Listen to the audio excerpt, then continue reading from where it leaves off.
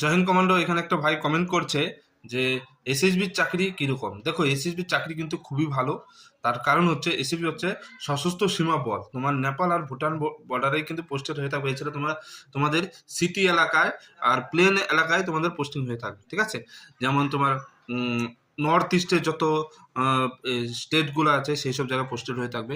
আর SSB চাকরি তুমি যেখানে যাও না কেন, তুমি কিন্তু স্যালারির দিক থেকে তুমি অনেকটাই বেশি পেয়ে থাকবে, রিক্স অ্যালাউন্সও পেয়ে যাবে।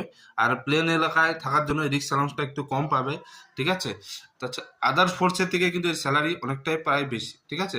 স্যালারির জন্য কোনো অসুবিধা নেই, কারণ তুমি টিও পেয়ে যাচ্ছ, টিএ প্লাস রিক্স অ্যালাউন্স দুটোই পেয়ে যাচ্ছ, ঠিক আছে। আর ফ্যামিলি পারমিশনও তুমি পেয়ে যাবে, ঠিক আছে। ক্যান্টিন ফ্যাসিলিটি পেয়ে যাবে, তুমি যেখানে পোস্টিং হলে কোয়ার্টার পেয়ে যাবে, ফ্যামিলি রেখেও তুমি ডিউটি করতে পারো, ঠিক আছে। তো এসএসপি চাকরি খুবই ভালো, তোমরা চাইলে ফার্স্ট চয়েস রাখতে পারো। তো আশা